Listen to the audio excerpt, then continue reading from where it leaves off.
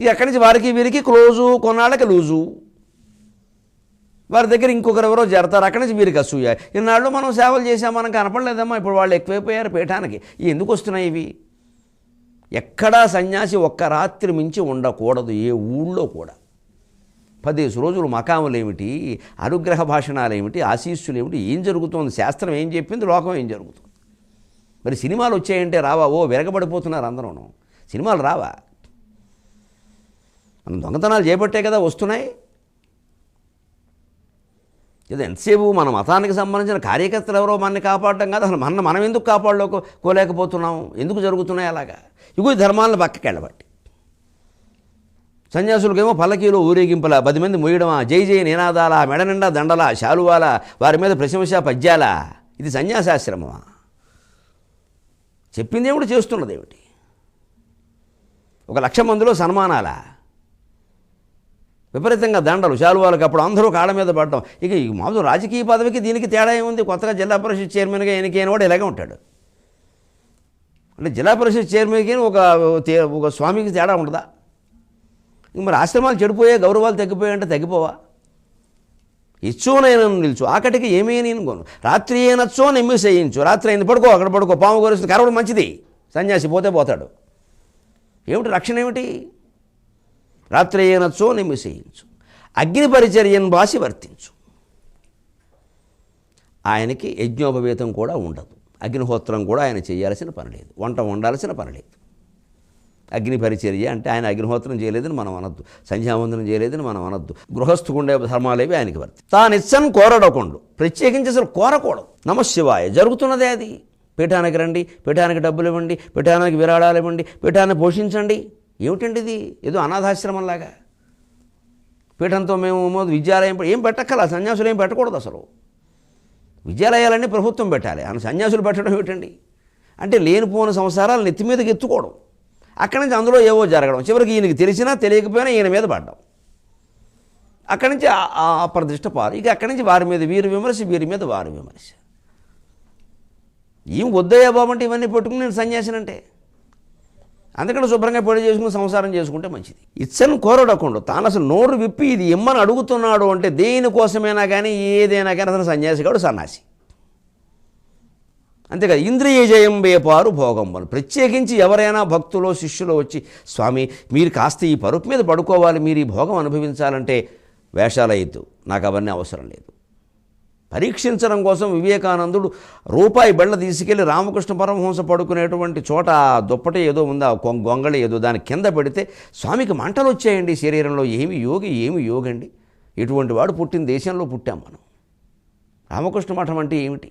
అది అమ్మవారి ఆలయం. అంటే ఎక్కడ ఏ ఊళ్ళో రామకృష్ణ మఠం శాఖ ఉండని, నేను అది వస్తే బస్సులో ఉన్నవాడు కూడా దిగిపోయి దండం పెట్టి కడతాను నేను. అది అమ్మవారి ఆలయం. అది రామకృష్ణ మఠం అంటే అమ్మవారి ఆలయం, ఇంకో మాట లేదు దానికి. ఆ పరమహంస తపస్సు అటువంటిది. ఆ రూపాయి బిళ్ళ పెడితే మంటలు వచ్చేయడానికి. వీళ్ళు రూపాయలు లేదే మనకు నిద్రటట్లేదు. వారెంత ఇచ్చారు, వీరెంత ఇచ్చారు లెక్కలు, భక్తుల పేర్లు, వీరు దగ్గర వారు, వారు దూరం వారు, ఓసారి ఈ ముఠ, ఓసారి ఆ ముఠ, ఓసారి ఈ ఊరు, తర్వాత ఇంకో ఊరు. దీనికి మళ్ళీ పీఠానికి శాఖలు ఏమిటైనా కోమటి కొట్ట, మన్నించండి, ఏమైనా వ్యాపారం దుకాణమా? శాఖలు ఏమిటండి? సన్యాసి పీఠానికి శాఖలు ఉంటాయా? శాఖలు ఉపశాఖలు పెరిగాక సంసారం అవుతుంది కానీ సన్యాసం అవుతుందా? ఇది ఏం చెబుతున్నారు, ఏం చేస్తున్నాం, ఎందుకు ఈ ధర్మాలు ఇవన్నీ? ఎంత విరక్తి వస్తుందో ఒక్కోసారి అసలు చెప్పాలంటే. కానీ ఇంకా వినేవాళ్ళు ఉన్నారు. కనీసం అసలు ధర్మం ఏమిటో చెబితే అడిగేవాళ్ళైనా గట్టిగా అడుగుతారులే, వాళ్ళకి తెలియాలి కదా, లేకపోతే జరుగుతున్నదే ధర్మం అనుకుంటారు. ఇచ్చన్ కోరడకొండు ఇంద్రియ జయం వేపారు భోగంబులను. ఎవరైనా భోగాలు కల్పించినా సరే, నేను ఇంద్రియాలను జయించాను, నాకు ఇవన్నీ అవసరం లేదు, నేను నేల మీద పడుకుంటాను, నాకు ఎందుకు చేస్తున్నారు ఇవన్నీ, వెళ్ళిపోండి ఎక్కడి నుంచి. ఎందుకంటే వస్త్రం పట్టుబట్ట కట్టుకోండి అంటే తిట్టి పంపించాడు రమణ మహర్షి. నేను గోచి పెట్టుకునేది ఎందుకు, నీకేం బుద్ధి లేదా అని అడిగాడు. రెండో గోచి పెట్టుకోలేదు ఆయన. ఆ గోచి చినిగిపోతే అందులోంచే దారం తీసి అందులో ఈతముళ్ళు పెట్టి కుట్టుకున్నాడు. రెండో గోచి ఉంటే దాన్ని ఎక్కడ దాస్తావు? దానికో పెట్టి, దానికో తాళం, తాళానికి 2 తాళాలు, ఇంకా వచ్చాక సంసారమే.